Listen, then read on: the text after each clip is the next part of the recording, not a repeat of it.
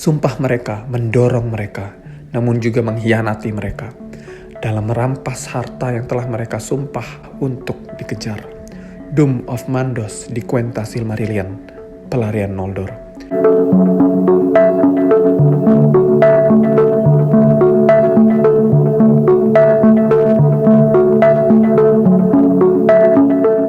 Fëanor mengejutkan banyak pembaca, karena biasanya fans akan pertama kali membaca atau menonton The Lord of the Rings terlebih dahulu dan sudah kenal dengan sosok elf bernama Elrond, Arwen, Galadriel, atau Legolas. Dan semuanya adalah karakter-karakter yang benar-benar sebaik itu gitu. Faktanya ya teman-teman, harus dipahami dulu kalau elf itu sama rumitnya dengan manusia loh. Fëanor adalah salah satu karakter yang menggambarkan hal ini di dalam karya-karya Tolkien. Coba kita kupas sifat dari Fëanor ya. Yang pertama, kita mulai dengan yang baik-baiknya dulu. Fëanor itu peri yang super jenius, pengrajin permata paling berbakat yang hasil karyanya tidak hanya sempurna, tetapi di luar batas imajinasi, baik bagi bangsa elf, Maiar, atau bahkan Valar itu sendiri. Dia mencurahkan begitu banyak usaha, pengetahuan, dan kecerdikan ke dalam Silmarils. Dan Silmarils ini menjadi identitasnya si Fëanor.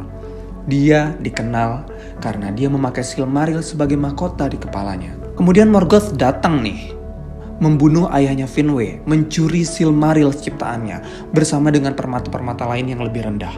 Dan laba-laba Ungoliant menghancurkan 2 pohon Valinor. Ada beberapa hal yang perlu ditekankan di sini ya. Valinor itu surga, dan surga nggak akan pernah sama tanpa kehadiran 2 pohon, yakni Laurelin, pohon emas, dan Telperion, pohon perak. Bahkan matahari dan bulan saja ya, gue ulangin ya. Matahari dan bulan itu diciptakan dari sekuntum bunga perak Telperion dan 1 buah dari pohon Laurelin yang berwarna emas. Jadi bisa bayangkan ya, sebegitu hebatnya 2 pohon ini. Jadi gue sebel banget dengan penggambaran 2 pohon suci ini di The Rings of Power. Kayak pohon biasa gitu, ditambahin lampu-lampu Natal gitu. Anyway, Valar Yavanna sebagai pencipta segala bentuk pepohonan, tumbuh-tumbuhan, termasuk 2 pohon Valinor tadi, tidak bisa membuatnya kembali, membuat si 2 pohon ini, kecuali dia memiliki Silmarils. Karena Silmarils menyimpan cahaya sempurna dari 2 pohon itu di dalamnya, dikurung gitu cahayanya. Cahaya terakhir dari kedua pohon itu. Ini adalah cahaya yang paling kuat.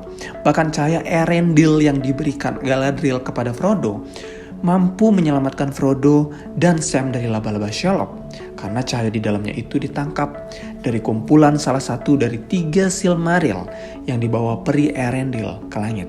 Singkatnya, perhiasan ini begitu sangat luar biasa. Jadi bayangin ya, coba bayangin Silmaril ini adalah mobil.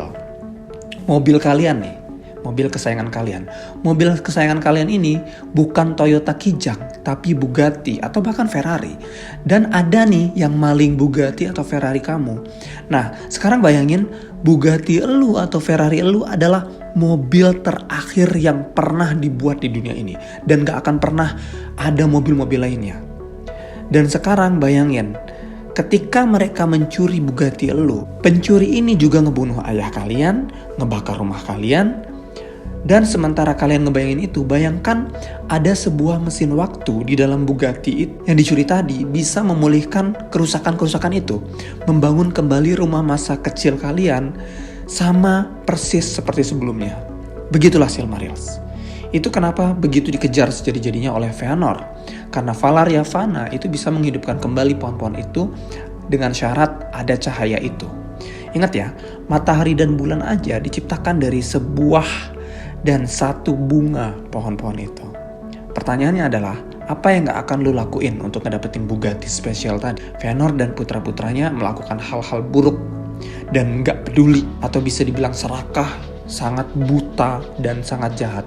Mereka melakukan hal-hal yang sangat buruk dan mereka tahu sebenarnya itu buruk, tetapi pada akhirnya mereka ngerasa kalau semua kejahatan, semua rasa sakit, semua kisah pilu dan kesengsaraan yang dilakukan itu benar-benar sepadan jika mereka bisa mengembalikan surga seperti semula. Hanya jika mereka bisa mendapatkan Silmarils, semuanya bisa diperbaiki. Jadi mereka bersumpah untuk mengambil kembali Silmarils dengan cara apapun, termasuk kekerasan, dan mereka melakukan pembantaian para peri yang cukup mengerikan. Mereka adalah penjahat dalam kisah Beren dan Luthien, tetapi intinya adalah Feanor dan putra-putranya adalah pahlawan yang bisa dibilang tragis. Kemarahan mereka begitu besar, mereka berperang melawan dewa-dewa itu sendiri, dan bahkan Melkor sebagai Ainur terbesar itu bahkan gemeter loh di hadapan mereka. Feanor adalah putra Finwë yang tertua dan yang paling disayang. Kelak dia akan menggantikannya menjadi Raja Noldor. Menjadi yang terhebat dari bangsa Noldor, dia memiliki keterampilan negosiasi dan keterampilan yang luar biasa.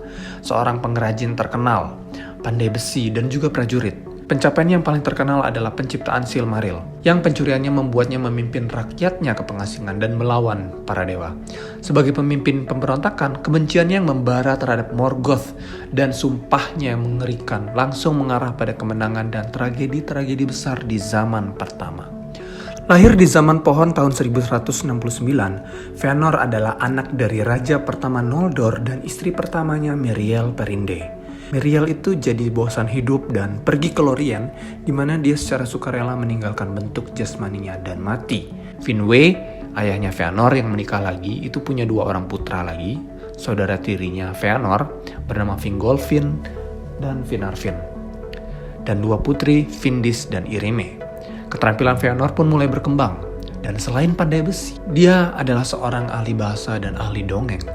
Pada tahun 1250, dia merancang sistem huruf Tengwar, memperbaiki karya Rumil. Dia menciptakan Palantir dan juga menempa lampu Feanorian. Dia kemudian mengalihkan pikirannya untuk mempelajari permata. Saat masih muda, Feanor menikahi Nerdanel, putri Mahtan, seorang pengrajin hebat yang memberinya 7 putra. Maedhros, Maglor, Celegorm, Calanthir, Curufin, Amrod, dan Amras. Pada tahun 1400, Melkor, Valar terkuat dan sumber kejahatan, menipu Valar. Dia telah bertobat dari jalan jahatnya. Diampuni dan diperbolehkan untuk tinggal di Valinor. Si Melkor ini berusaha merusak Noldor dan berhasil menjadikan mereka alat kejahatannya, khususnya Feanor. Tetapi Feanor itu sangat gak percaya sama Melkor. Dia merenungkan bagaimana cahaya dari 2 pohon dapat dilestarikan agar tidak binasa. Banyak yang mengira ide ini muncul pertama kali setelah Feanor melihat rambutnya Galadriel yang berwarna emas dan perak. Dia sangat mengagumi rambut Galadriel sehingga dia meminta sehelai rambutnya sebanyak 3 kali. Tetapi Galadriel selalu menolak setiap kali dan tidak akan memberinya bahkan sehelai pun. Jadi si Gimli ini sangat beruntung ya. Oleh karena itu, pada tahun 1449 Feanor memulai misinya, dan pada tahun 1450 dia berhasil dalam pencapaian terbesarnya, menangkap cahaya dari 2 pohon dan mengurung cahayanya itu di dalam 3 Silmarils. Permata Silmarils ini kemudian disebut sebagai permata agung. Dia menghargai Silmarils di atas segala-galanya dan menampilkannya dalam pesta di dahinya. Tapi kemudian dia semakin curiga. Dia curigaan bahwa Valar dan Eldar lainnya justru mendambakan si Silmarils ini. Sampai dia tuh parnoan ngejagain Silmarilsnya dari semuanya, termasuk dari Valar. Feanor hanya mempercayai keluarga dekatnya saja. Melkor sangat menginginkan nih Silmarils ini dan kebenciannya terhadap Feanor tumbuh. Tetapi Valar masih belum mengetahui bahwa Melkor ada di balik segalanya. Melkor ini mempermainkan temperamen dan harga diri Feanor untuk meyakinkannya bahwa saudara tirinya sendiri yakni Fingolfin tidak hanya berencana merebut tempatnya sebagai pewaris Finwë, tetapi juga merebut permata itu untuk dirinya sendiri. Noldor kemudian mulai menempa senjata yang pada saat itu tidak dimiliki peri Eldar lain. Pada tahun 1490, dia mengancam nyawa Fingolfin. Untuk ini, Valar akhirnya mengasingkannya ke Formenos. Dia membawa banyak harta bersamanya, termasuk Silmarils. Untuk menunjukkan dukungan kepada putra sulungnya, Finwë juga mengundurkan diri ke Formenos. Valar menyadari nih bahwa Melkor itu berada di balik tindakan Feanor yang membangkang ini. Mereka mengirim Tulkas untuk memenjarakannya lagi, tetapi dia tidak dapat ditemukan si Melkor ini. Melkor itu tidak terlihat untuk waktu yang cukup lama, sampai pada tahun 1492 dia tiba-tiba muncul di Formenos. Melkor mencoba lagi untuk memanipulasi Feanor, tetapi si Melkor ini melangkah terlalu jauh dan Feanor akhirnya sadar bahwa tujuan Melkor yang sebenarnya adalah untuk mendapatkan Silmarils ini. Dia menutup pintu di depan wajah Melkor. Marah, Melkor pergi. Kemudian Valar mendengar kejadian itu. Mereka melanjutkan perburuan, tetapi ternyata Melkor telah melarikan diri kembali. Pada tahun 1495, Valar berusaha untuk mendamaikan Fëanor dan Fingolfin, dan untuk memperbaiki permusuhan antara Noldor dan Valar, dan mengundang mereka semua ke kota Valimar untuk berdamai. Fingolfin menawarkan bantuan kepada saudari tirinya, mengakui tempat Fëanor sebagai yang tertua, yang enggan diterima oleh dia. Sementara itu, setelah berpura-pura pergi ke utara, Melkor telah pergi ke Avatar di daerah selatan aman untuk mencari Ungoliant, makhluk laba-laba yang jahat. Bahkan saat Fëanor dan Fingolfin berdamai, Ungoliant membantu Morgoth menghancurkan 2 pohon, membawa kegelapan ke Valinor. Valar Yavanna memeriksa 2 pohon dan menemukan 2 pohon itu nggak lagi bernyawa. Sisa cahaya kedua pohon itu kini hanya bertahan di Silmarils, dan Yavanna berkata bahwa hanya dengan cahaya Silmarils itu, Valar Yavanna bisa memulihkan pohon Telperion dan Laurelin. Valar Manwë kemudian meminta Fëanor untuk menyerahkan Silmarils untuk tujuan ini. Tetapi Fëanor dengan tegas menolaknya mentah-mentah. Jika Valar memaksanya, katanya, mereka tidak akan lebih baik daripada Melkor. Setelah itu, utusan datang menceritakan tentang penyerbuan di Vermonos. Menurut pembawa pesan, Melkor dikelilingi oleh kabut hitam yang tidak bisa ditembus. Telah datang ke lemari besi Fëanor di Vermonos. Finwë bertarung dan kalah melawan Melkor dan dibunuh di Valinor. Melkor menggeledah lemari besi, mengambil banyak permata berharga termasuk Silmaril.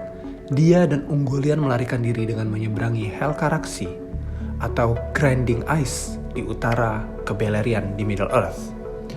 Valar dan Pri Eldar sekarang sepenuhnya memahami sejauh mana pengkhianatan Melkor. Fëanor setelah mengetahui pembunuhan ayahnya dan pencurian Silmarils-nya yang berharga, menamai Melkor sebagai Morgoth atau musuh hitam. Setelah kematian ayahnya, Fëanor mengklaim kerajaan Noldor dan menyampaikan pidato yang berapi-api yang tanpa disadari diisi dengan kebohongan Morgoth. Dia mengumpulkan Noldor melawan Morgoth, tetapi karena pengaruh Morgoth, dia juga menyalahkan Valar atas perbuatan Morgoth. Dia membujuk sebagian besar rakyatnya bahwa karena Valar tidak dapat melindungi mereka, Noldor harus mengikutinya ke dunia tengah untuk melawan Morgoth. Fëanor kemudian mengucapkan sumpah Fëanor yang mengerikan yang juga diproklamirkan oleh ketujuh putranya. Bersumpah untuk melawan siapapun dan semua orang, baik dari bangsa elf, manusia, maya, atau Valar itu sendiri yang menahan Silmarils, dan bahkan memanggil Ilúvatar sebagai saksi. Sumpah ini menyebabkan banyak konflik dan kemudian menyebabkan tragedi terbesar di antara ketujuh putranya. Mencari cara untuk sampai ke Middle-earth, dia pergi ke pantai aman, tempat tinggal peri Teleri, dan meminta penggunaan kapal mereka. Ketika Teleri menolak untuk memberikan atau meminjamkan kapal mereka, Fëanor memerintahkan Noldor untuk mengambil kapal secara paksa. Teleri melawan dan pertempuran akhirnya pecah. Ini adalah pertempuran pertama antar bangsa peri, di mana banyak Teleri terbunuh ketika mereka hanya dipersenjatai dengan busur berburu melawan Noldor yang bersenjata lengkap. 3 kali Teleri mampu mendorong kembali Fëanor sampai ke kota Fingon, memimpin pasukan Fingolfin, bergabung dalam pertempuran sehingga membuat Teleri kewalahan. Karena tindakan ini, Valar memproklamasikan Doom of the Noldor, di mana mereka meramalkan kegagalan bagi semua orang yang mengikuti House of Fëanor. Fëanor memutuskan untuk melanjutkan dan menambahkan pernyataan kenabian lebih lanjut bahwa perbuatan mereka akan hidup dalam lagu sampai akhir dunia. Namun mereka yang bertobat kembali bersama Finarfin, putra ketiga Finwë. Mereka diterima oleh Valar dan Finarfin memerintah sebagai Raja Noldor yang tersisa di Valinor. Seiring berlalunya tahun 1496, Fëanor memimpin Noldor ke utara. Pada tahun 1497, 1 tahun kemudian, pasukan telah mencapai Helcaraxë dan berhenti. Tidak ada cukup kapal untuk membawa semua Noldor menyeberangi laut, jadi Fëanor dan putra-putranya merebut kapal yang lain dan pergi. Saat tiba di Losgar, tempat Morgoth dan Ungoliant lewat tidak lama sebelumnya, Feanor memutuskan untuk membakar kapal dan meninggalkan pengikut Fingolfin. Bumi datar pada masa itu sehingga Noldor yang tersisa itu bisa melihat api dan menyadari bahwa jika mereka mencapai Middle Earth, mereka tidak punya pilihan selain menyeberangi Helcaraxes. Ini mereka lakukan di bawah kepemimpinan Fingolfin. Dan akhirnya mereka menderita kerugian yang sangat besar di sepanjang jalan yang menambah permusuhan mereka terhadap House of Feanor. Mengetahui kedatangan Noldor, Morgoth memanggil pasukannya dari bentengnya di Angband dan menyerang perkemahan Feanor di Mithrim. Pertempuran ini disebut Dagor Nuin Gileath atau Battle Under Stars atau pertempuran di bawah bintang-bintang karena matahari dan bulan belum tercipta saat itu. Noldor berhasil memenangkan pertempuran dan membubarkan pasukan Morgoth.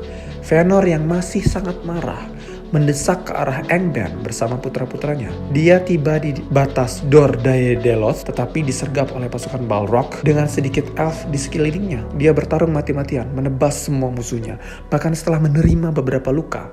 Tetapi dia dikalahkan oleh Gothmog, penguasa Balrog. Putra-putranya datang dengan kekuatan elf yang besar dan mampu mengusir mereka. Namun saat Feanor dibawa keluar dari medan perang, dia tahu bahwa lukanya begitu fatal. Dia dibawa ke lereng Eret Wethrin, di mana dia melihat dari jauh puncak Tanggorodrim. Dia mengutuk Morgoth 3 kali, tetapi dengan mata sayu sekarat, dia sadar bahwa para elf tanpa bantuan tidak akan pernah meruntuhkan menara Morgoth. Pada saat kematiannya, rohnya yang berapi-api membuat tubuhnya menjadi abu. Dia adalah satu-satunya orang yang mati dengan cara ini di Middle Earth, karena tidak ada kematian seperti dia setelahnya. Sedangkan putra-putranya masih terikat oleh sumpah Feanor untuk mengambil kembali Silmaril yang akan menentukan banyak peristiwa dunia tengah selama zaman pertama. Roh Feanor itu tetap berada di Halls of Mandos dan tidak akan pernah bereinkarnasi di Arda. Dikatakan bahwa dia akan dihidupkan kembali dan datang ke Dagor Dagorath dan akhirnya akan merebut kembali Silmaril kesayangannya dan menghancurkan perhiasan itu. Dan dia akhirnya akan mengeluarkan cahayanya sehingga Yavanna dapat menggunakan cahaya itu untuk memulihkan 2 pohon. Dan cahaya 2 pohon akan memenuhi Arda lagi di era baru kebahagiaan yang abadi.